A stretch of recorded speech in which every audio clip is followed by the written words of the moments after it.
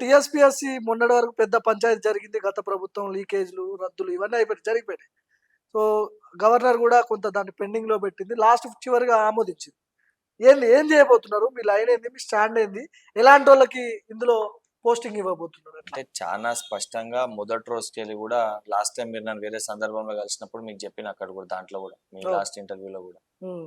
TSPSC ప్రక్షాళన అనేది ఇచ్చిన మాట మేరకు ఆ చైర్మన్ సంబంధించిన సభ్యులకు సంబంధించి నలుగురు ముఖ్యమంత్రి గారు పిలిచి మాట్లాడి వాళ్ళు రిజిగ్నేషన్ ఇచ్చారు.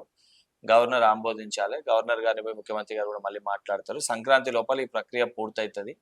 తదుపరి కార్యాచరణ ఏదైతే ఉందో అంటే కొత్త సభ్యులు నియమించడం కానీ ఎవరైతే అర్హులు సంబంధించి ఆల్రెడీ షార్ట్ లిస్ట్ చేశారు తప్పనిసరిగా అర్హులు ఎవరైతే ఉన్నారో ఎవరైతే రేపు పొద్దున నిజంగా నిరుద్యోగులకి ఇబ్బంది కలగకుండా ఎవరైతే నిరుద్యోగులకి ప్రతి ఒక్క అంశాన్ని సమస్యల్ని తెలిసిన వాళ్ళు సమస్యల గురించి అవగాహన ఉన్న వాళ్ళు ఇటువంటి చిన్న చిన్న పొరపాట్లు జరగకుండా నిరుద్యోగులకు అందుబాటులో ప్రజలకు అందుబాటులో ఉండే వ్యక్తులని తప్పనిసరిగా టీఎస్పీఎస్సీ సభ్యులుగా నియమించడం జరుగుతుంది. నియమించడంతో పాటు కంప్లీట్ ట్రాన్స్పరెన్సీ తోటి అంటే టీఎస్పీఎస్సీ అఫీషియల్ పోర్టల్ సిస్టమ్ లో కంప్లీట్ ట్రాన్స్పరెన్సీ తోటి ఏదైతే జాబ్ క్యాలెండర్ ని ప్రకటించారో ప్రతి ఒక్క నిరుద్యోగులకు దానిపైన క్లారిటీ ఇస్తూ పూర్తి స్థాయి నమ్మకం కల్పిస్తూ ఏ చిన్న పొరపాటు జరగకుండా కట్టుదిట్టమైన భద్రతతోటి ఉద్యోగాలు చెప్పిన ప్రక్రియ ప్రకారం ఉద్యోగాలన్నీ కూడా ఇవ్వడం జరుగుతుంది. పెండింగ్ లో ఉన్న గతంలో ఉన్న ఏవైతే ఎగ్జామ్స్ రిజల్ట్స్ వచ్చి రావాల్సి ఉన్నాయి పెండింగ్ లో భర్తీ చేయాల్సిన ఉద్యోగాలు ఏవైతే ఉన్నాయో దాన్ని భర్తీ చేస్తూ దాంట్లో ఎవరన్నా తప్పులు జరిగిన దాంట్లో కూడా లోపాట్లు ఉన్నాయో దానిపైన కూడా ఒక ఎంక్వైరీ కూడా జరిపి ఎందుకంటే అర్హులు కాని వ్యక్తులు ఎవరైనా మళ్ళా బ్యాక్ డోర్ లో అందులో వెళ్ళే ప్రయత్నం చేసేదని అట్లేమన్నా ఉంటే వాళ్ళని పట్టుకునే ప్రయత్నం చేస్తాము. ఆ ప్రయత్నం అట్ ద సేమ్ టైం ఈ భర్తీ ప్రక్రియ కూడా ఒకటేసారి జరుగుతుంది. సో ఎలాంటి క్వాలిటీస్ ఉండే వ్యక్తుల్ని ఇందులోకి తీసుకోబోతున్నారు? అంటే ఎట్లా వాళ్ళ అర్హతలు ఎలాంటి అర్హతలు ఉండాలి?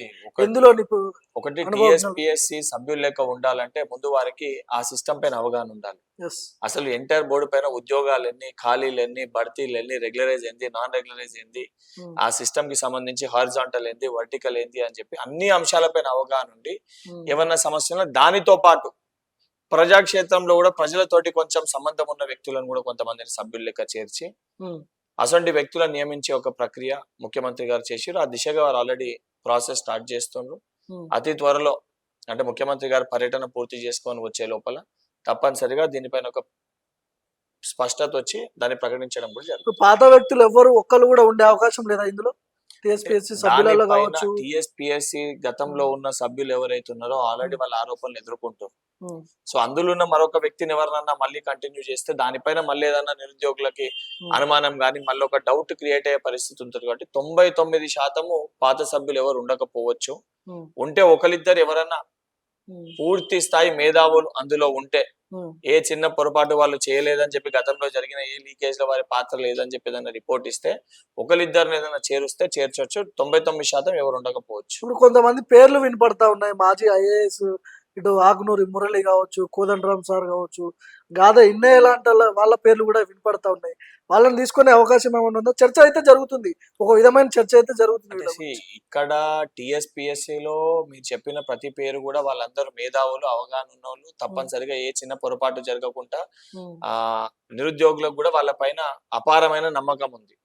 సో వాళ్ళు అవ్వడంలో తప్పేం లేదు. కాకపోతే ఏజ్ చూసుకోవాలి. ఆ ఏజ్ లిమిటేషన్ ఎంత ఉందో, దాని గైడ్ లైన్స్ ఎంత ఉన్నాయో, ఏ ఏజ్ వారికి చేయనో, వీళ్ళ ఏజ్ పరిమితి ఎంత ఉందో, దాని ఏజ్ పరిమితి ఎంత ఉందో అవన్నిటిని పరిగణలోకి తీసుకొని నిరుద్యోగులు ఊహించే విధంగా, నిరుద్యోగులు కోరుకునే విధంగా ఏదైతే నమ్మకాన్ని వాళ్ళు టీఎస్పీఎస్సీ ఏదైతే దేవాలయం లెక్క మనం కొలుసుకుంటామో తప్పనిసరిగా ఎటువంటి చిన్న మరక లేని ఒక వ్యక్తుల్ని అందులో చైర్మన్ గా సభ్యులుగా నియమించడం జరుగుతుంది. నాతో మాట్లాడిన చాలా మంది గతంలో నిరుద్యోగులతో కూడా నేను కూడా వేరే వ్యవస్థలో ఉన్నప్పుడు కొట్లాడిన వాళ్ళు చెప్పిన మాటలు ఏంటంటే ఆకునూరి మురళి లాంటి వ్యక్తులకు చాలా పెద్ద ఎత్తున అవగాహన ఉంది.